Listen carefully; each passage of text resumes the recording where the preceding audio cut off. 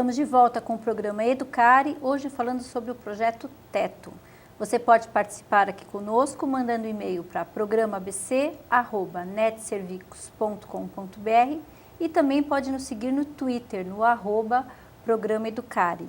Luciano Coelho, que é gerente-geral do Teto aqui no Brasil, né, já que a instituição atua em 19 países na América Latina e Caribe, está conversando com a gente.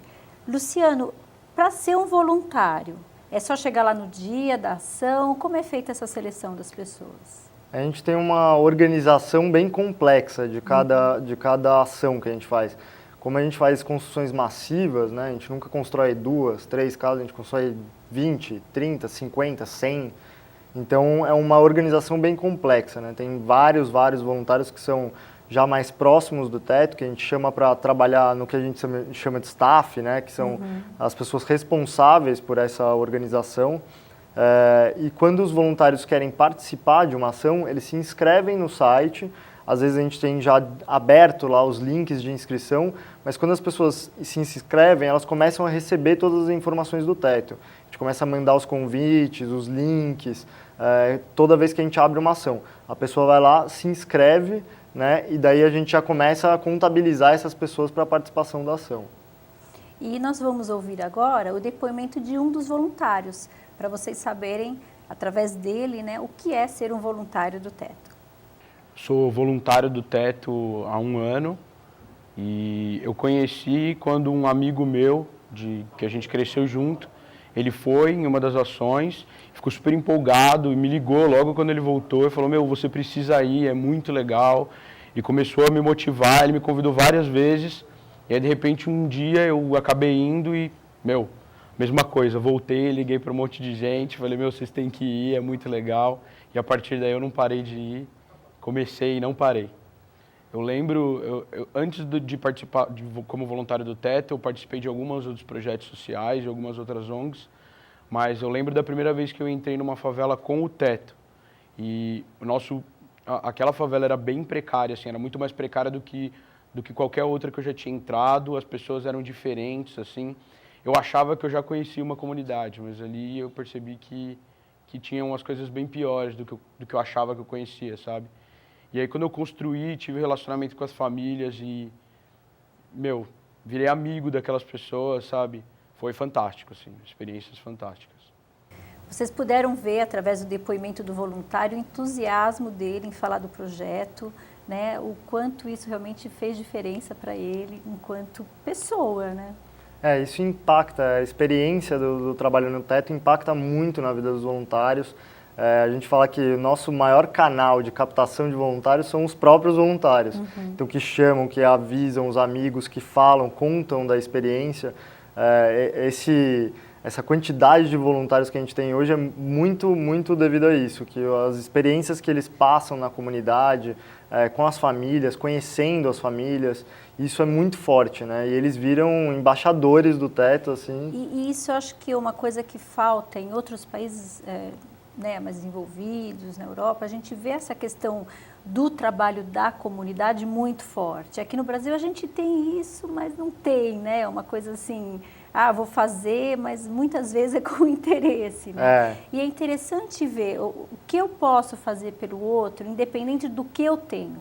Eu acho que uma força muito grande desse trabalho, muitas propostas, existem muitas propostas de trabalho de comunidade e tal, mas às vezes você acaba entregando algo para a comunidade que você acredita que é o necessário.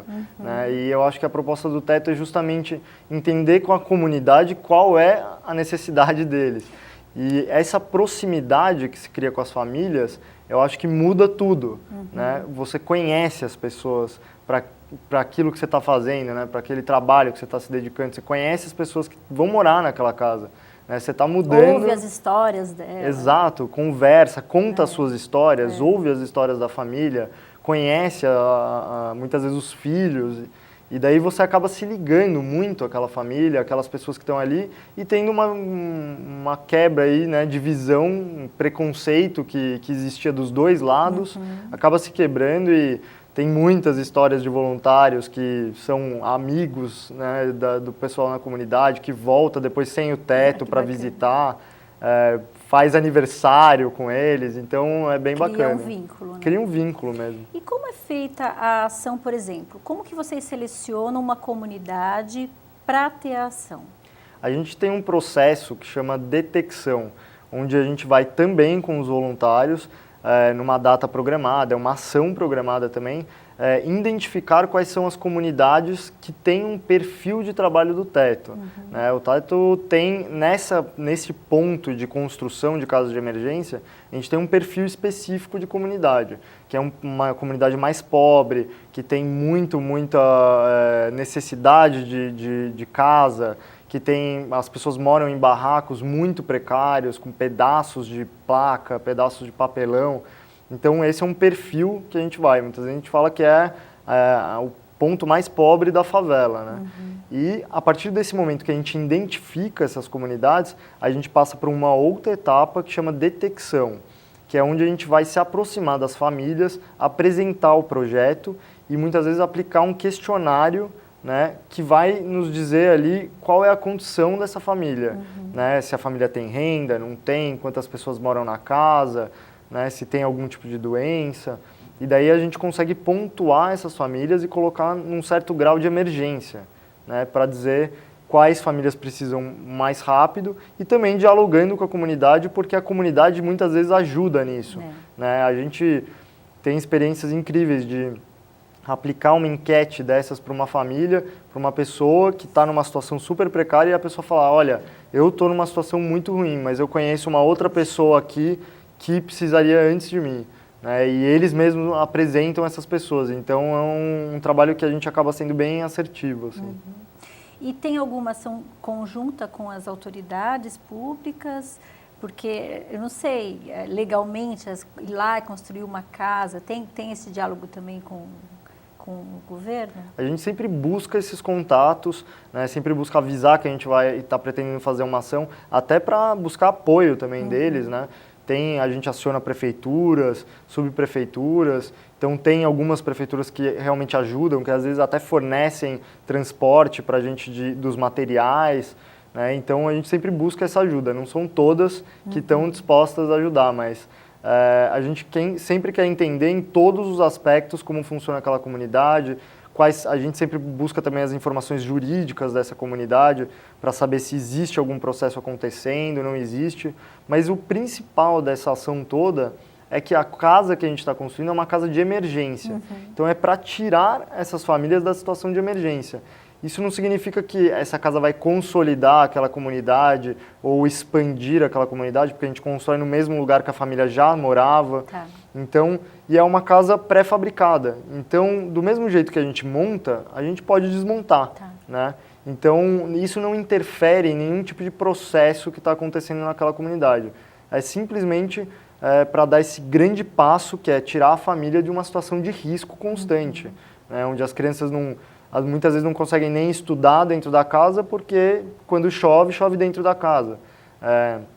As mães ficam muito preocupadas porque vão sair para trabalhar, deixar os filhos na casa que é instável, a casa pode cair. E mesmo no vídeo que a gente assistiu, né? Você vê ali, tem pessoas que moram praticamente junto ao lixo, né? Exatamente. Tem toda a questão também de animais, da questão de higiene, de saúde, engloba muitas outras coisas, né? Além da moradia em si, né? Exatamente, eu acho que esse formato de moradia, né, apesar de ser um formato de emergência, causa um impacto muito grande, principalmente porque a gente eleva do solo essa casa, né? A gente levanta a casa do solo e a maior parte das famílias vive direto no solo, então quando chove na comunidade, a água passa por dentro da casa.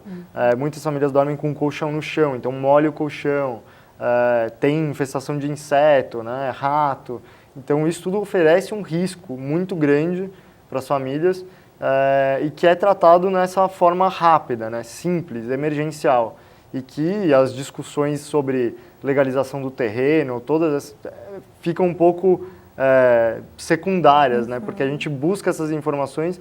E boa parte das vezes a gente encontra que, sim, existem planos para aquela comunidade, para se regularizar aquela comunidade, mas esses planos estão lá há 10, 15 anos. Morar agora, hoje, Exato. Né? Não é daqui a 15 anos. Não é daqui a 15 anos. Então a gente vê esses projetos acontecendo durante 10, 15 anos e as famílias continuam sofrendo esse risco diariamente, né? Então isso não pode acontecer. Se a gente se propõe a fazer um projeto de desenvolvimento comunitário completo, então primeiro vamos tratar a questão de emergência. Né?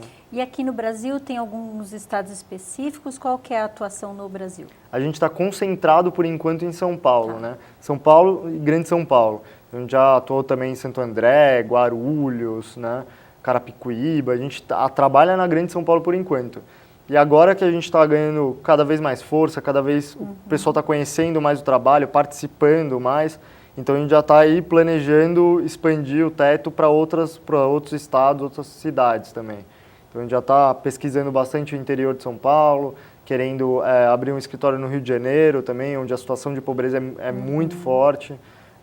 No Nordeste também, onde existe uma concentração de pobreza muito forte. E é uma pobreza muitas vezes diferente da encontrada nos centros urbanos. Existe uma pobreza rural também, muito forte, então a gente já está aí se mexendo para expandir a organização e conseguir chegar em outros estados também. Porque a demanda, a gente pensar 8 milhões de dados oficiais, isso daí é muito maior, porque o IBGE, por exemplo, não conta morador de rua. Exato. No censo, eles contam as pessoas nos seus domicílios. Então, quem não tem domicílio, teoricamente, é uma pessoa que não existe. Exato. Né? Então, os números são muito grandes mesmo, né? E a gente pensa um país que hoje, né, uma das maiores economias, ainda ter números de pessoas que não têm casa do tamanho de muitos países. Nós estamos falando de algumas mil pessoas, né? São milhões de pessoas que estão aí e o teto veio para suprir de alguma forma essas necessidades, né, Luciano? Exatamente. Quem quiser saber um pouco mais, pode entrar em contato com o Luciano através do e-mail luciano.coelho@teto.org.br e também pode acessar o site do Teto, que é o www.teto.org.br. Luciano, obrigada pela sua participação, parabéns pelo projeto e espero que você também entre lá, procure saber e aí não tem desculpa, é lá e colocar a mão na massa. Obrigada pela sua participação e até o próximo Educare. Até lá.